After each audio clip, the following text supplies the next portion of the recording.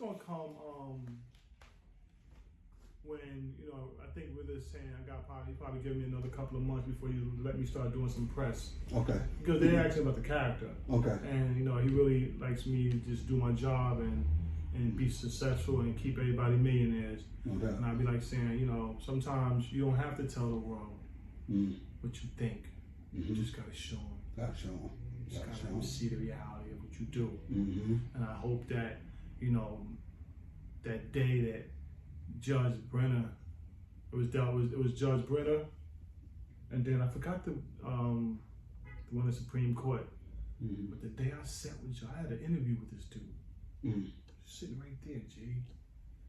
And he didn't even know who I was. Of course he doesn't. You know, sending me black faces, he don't send to jail. I stopped in the middle of the interview and said thank you to this nigga. Nigga looked at me like, what you thinking me for? I said, yo, you changed my motherfucking life, nigga.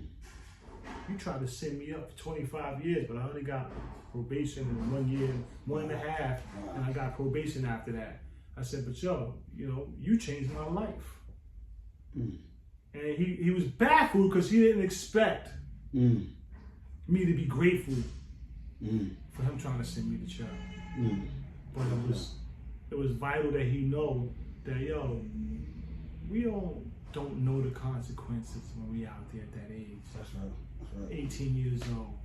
All I think about, oh, somebody, I'm getting money in this season. Your brain ain't even developed. Digesting. Yeah, you're not even digesting the truth. That's right. That's right. And I was older. We was WUTANG. We was successful. I was a millionaire sitting there next to him. I pulled up on Del Pre the same way. Del Pre was still on the job. Pulled up at the light. The nigga looked at me. I looked at him. He rolled his window. I rolled mine down. He was like, yo, I heard good things about you. I said, you retiring soon? Okay. And I was just talking to Seven. We was in the gym working out, and Seven was like, you know, I saw Del Pre. He was driving a truck. I said, isn't retirement fucking crazy? Because you think that a cop ain't gonna be a millionaire, bro. When they retire, that's when they start realizing the shit they did to get their gold badges. And to make $150,000 a year. You beat people up. You know, and I'm saying that he did a lot of good too. Yeah, no doubt. But he was in his zone. He put himself in his zone to get to a certain level. Exactly. You know you got to go out there and lock everybody. Yeah, and it was like, yo, you get no turn passes. your emotions off. Yeah. So that's the part that I hope everybody will get out of it, Mo, is that we better, man. We better for what the choices that we made. We better for it. Because if they wouldn't have, I'm just happy to be that person. Come on, we from Stapleton, Mo. You know what I mean? And it could have been so many different outcomes for both of us. You know what I mean? And because we got our history so far back, we know when all this happened. I mean, I remember I was in Stapleton one day. It could have turned ugly just arguing with nutting them niggas one day. You know what I mean? You know, I remember, like, you know, just watching all the drama happen, and, you know, being able to say I wasn't the guy who got shot, wasn't the guy who pulled the trigger, I wasn't the guy, you know, that whatever happened, you know, it was always felt better that hanging with Butter and all them. I knew Billy Johnson. I knew all the niggas who could have stopped them niggas from jumping me. Because if I didn't know them, they would have fucking whipped my ass. They would have tore my ass the fuck up. I would have fought back, but I wouldn't have won. Okay? And, you know, I was saying, what's Beretta? That's Richard Dale's uncle. Yeah. Shout out. I will never forget that man. Beretta Dale. We'll never forget. But that man was one of the truth. You know what I mean? Because you remember you young, and he was always saying, I hang with your grandfather, I respect your family. My sons ain't gonna jump you. Because I know who you are. They don't know you. I come to your house. You're not allowed to hang in the projects. So when I'm walking down Broad Street and niggas don't know me, it's like he knows me. No doubt. You got a pass. And get a pass. Sure. You know what I mean? Him, James, you know, they Yeah. always, you know, those men I will never forget, because You know, I ain't have older family members out there in the streets like that. That's right. I'm like probably a first generation of knuckleheadism. You know, my grandfather was a hard working, he drunk. Drunk as alcohol. But that nigga went to work. You know what I mean? So those memories that make you realize that you're grateful to have had those kind of people in your life because they spoke for you, they stuck up for you, and they told you shit they probably their kids didn't hear. That's right. Because I heard Beretta. That was wild. But he was real. Yeah, he was. He was fucking real. And I remember him telling me, Legend. he used to sit there and say, listen, get your bags and go home. Now, he didn't tell it. I don't know if he, I mean, I'm sure he told that to his own. But I was scared of the nigga. So what I do? I went home. So when I we started going to 49 Center, you know, now I'm making my own decisions. You know, it ain't, I'm not in 49. I'm in New York, going back to 49 to hang out. But if it wasn't for those little jewels he gave me, I probably would have dropped out before I even got to New York. See what I'm saying? And I think that's where a lot of us don't realize. We don't know that it's the elders, bro.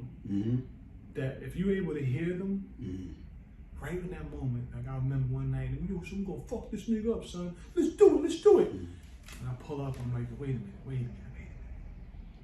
I know this nigga's mother. Remember how bad it got, Mo, when you will fuck up somebody you've known for 15 years before you got in the streets and just act like you don't know his family? Right, that's a law. That's when you know you off course. Now the young getting out, y'all. Yo, listen. His brother's my man. Yeah, they call him, man. I know this nigga's mom. Now listen, I said I know his mother. His mother gonna call my mother. My mom ain't calling me about this. This is supposed to be some shit we do. You gonna handle this another way. You gotta handle it another way. He getting a pass. You gotta get a pass. So all these things, Mo, is when we don't realize that God we heard the messenger, even if the messenger wasn't able to get out of whatever or fate they had coming to them. Perhaps they knew enough to say, this one is worth saving. And I heard that from them. That's right. And I heard that from them on many occasions. I remember one day when I first got my first big check, and I saw James Dell, and I felt proud to get that man 5 Gs. You know what I mean? Because how many times I walked in the corner store and they ain't had no damn money. He's like, well, take what you need and tell me I said hello. That's real right there. Yeah, because you know we ain't got no fucking food. Take what you need. Put it on. He telling the Spanish nigga, put it on my credit. And of course, at the end of the month, we walk in there and we pay the bill. Because my grandfather was like that. Go down there and pay that money we owe because we're gonna need it again. And that's the kind of I hope these experiences become the norm in our neighborhood, whereas we value each other more. Like that has to be reestablished. Yeah, the elders got to be valued, but they got to know that what they're being valued for is something that is gonna move the neighborhood to the next level. And I will always be, like I said, grateful for men like that, who took the moment to tell me something. You know, and I ain't saying their children didn't hear it, but I damn sure heard it. No doubt. And I moved off that concept. That's right. But it's so crazy now. It's like time went so fast. Like, we the elders now. Yeah. We the elders. That's why I keep telling you, cut this gray off my face. Every time I look at it, I'm like, yo, I'm 53 years old. Like, what happened? Where did the years go? Honored to be here, dude. Oh, definitely honored. Word, dude. And I definitely want to do more, Mo. I mean, feeling like LA got me turned out. I feel like a dolphin in LA. When I come back to New York, I feel like a shark. I got you. And I need to stay here more because we got a duty, man. And we don't want to lose our fortune because they always target us when we try to help the poor. Like, you made it, be quiet. Don't come down here with that bullshit knowing you getting in your Benz and you driving back to Toll Hill, nigga. Don't come over here with that shit. And now people be feeling like that too. Like, why you over here talking all that shit? You good. I'm like this, so you won't never see me again? Because that could happen too. I don't have to come back. Something eating away at us on the inside though. Because God don't put knowledge in the person for it to go unheard. That's right. So he's gonna make sealed. Yeah, he's gonna eat you. He's gonna eat you from the inside. He's gonna eat you from the inside until you realize I'm gonna die one day. Life ain't forever. Then you start pondering like, yo, fuck it. Martin Luther King said he was a die at, what is it, 30s, whatever the fuck he said his age was at the time. Then to live to be 80 and do nothing. So I made the excuse when I heard him say that, I want to live longer than him first. So then I watched Jesus, and Jesus died, what? He wasn't even 40, was he? 33. Right. Okay, it is. So I want to be older than Jesus, right? Then I wanted to be older than Malcolm. Then I realized I was 50. So who the fuck else I need to be older than? And then when I can actually make an impact and still have the strength to carry the mission. Then I said, well, Muhammad left when he was 40. He came back when he was 80, right? So I don't think 80 is a strong age to try to make a movement start. So somebody told me 50 is when you get your power. Your freedom, Exactly. 40 is when you become mentally conscious. So now everything you do now is conscious based. When you turn 50, it's time to do work. Because 60 and 70 is an ambassador level. So I'm growing into my ambassador word. I say that word right. That's real. But like you said, it's easy not only to get comfortable and not be functional. You know what I mean? Not only when you move yourself out of a place, but also when you're working, when you got a family, when you got kids. You know what I'm saying? When you have a job, when you have a 9 to 5, you come home every day and you tired. Right. Like, yo, your job, if you have a purpose, and we all have a purpose, it extends beyond that. You know what I'm saying? It extends beyond just resting on the weekends when you're tired. Right, you got to get up and you got to engage the other cause. Because the purpose is so much greater than you. You know what I mean? It's so much greater. And I think we at that point. I just, like I used to tell everybody, like, look, I ain't doing this for show. I'm not out here for show. So if it looks like I'm showing off, I don't need to be here. Because I don't know everything. But I do know we're in scary times. And we talked about this 20 years ago. We talked about these days coming. We talked about the toll booths disappearing. We talked about, you know, microchips stuck in chips. Happy Millennium 2000. 20 years ago, son. We said Happy Millennium 2000 microchips. 2 shots of penicillin. When y'all first came back off tour, back in 95, 96, you, Ray, Ghost, bringing the Lucifer 2000 tapes. You know what I'm saying? The stuff that they were saying in there. It's a reality. That's 1995. Exactly. So we knew.